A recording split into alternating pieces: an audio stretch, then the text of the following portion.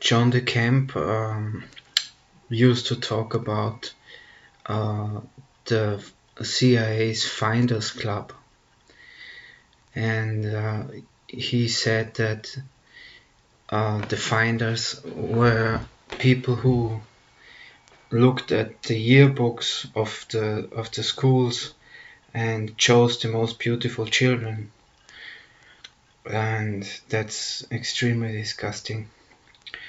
And he wrote about that in his book. The book is called The Franklin Cover-Up, and what I want to talk about is Johnny Gosch, the story of Johnny Gosch. Johnny Gosch was about 7 years old when he went on his paper route, and one morning he went his usual route with the newspapers, and he vanished. And his mother never gave up searching for him, and it took her decades to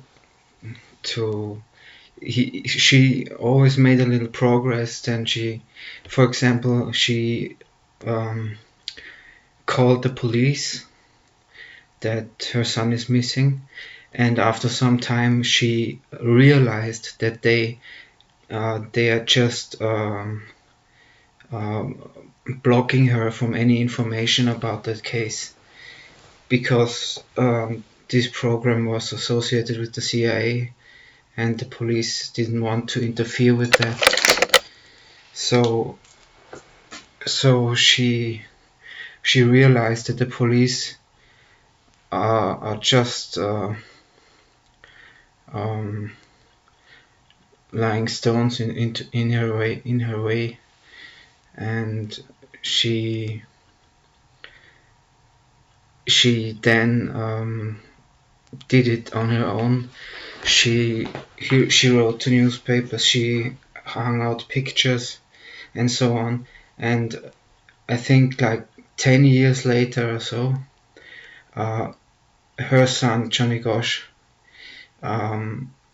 he was already a grown-up man then, and he went to her house and told her that she had to stop.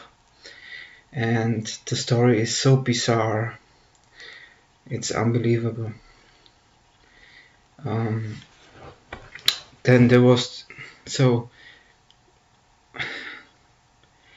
how should I say that? So there was a press conference in the White House, and one of the press guys was a bald-headed man who wasn't a regular there. So some of the some of the press people there tried to find out who he was, and they found out that he operated a gay porn site.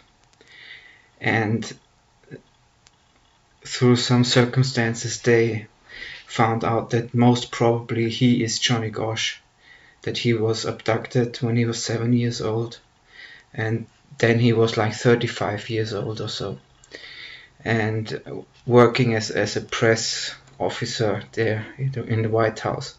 And there are photos of him with George Bush Jr. Embracing each other. So why has someone with no journalistic training, who operates a gay porn site, basically the keys to the White House, and a personal relationship with George Bush Jr.? That's just insane. So this made such huge waves that they even they reported it on the news that maybe Johnny Gosch has been found. And the man called himself another name. He declined to give a DNA test. So that's very strange. Because if you don't have anything to hide, why decline a DNA test? He let his attorney speak for him, and he never made a DNA test.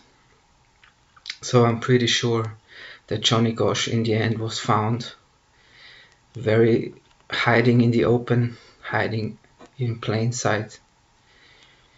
And yeah, that's another incredible story about this whole pedophilia Franklin cover-up thing. And it's just really, really, really sad. It's not even bad anymore. It's just unbelievable that people, which most people look up to, are involved in something as disgusting as pedophilia, and that out of a religious mindset. That's just insane. And so they obviously they need a steady supply of young boys, because like Aleister Crowley wrote, you have to use a young boy to he had this idea that sodomy keeps you young, makes you younger, and you vampirize that person for the rest of their lives. That was Aleister Crowley, what he wrote about that. And he said that if the public wants to be smart, they should become sodomites as the blue bloods practice it. That's what he wrote in one of his books. And the number of thelema is 93, and that's a number that you see very often when something strange happens, like for example 9/11. One of the flights was Flight 93. I think that was the first airplane that hit the building, was Flight 93. So yeah. So thank you for listening.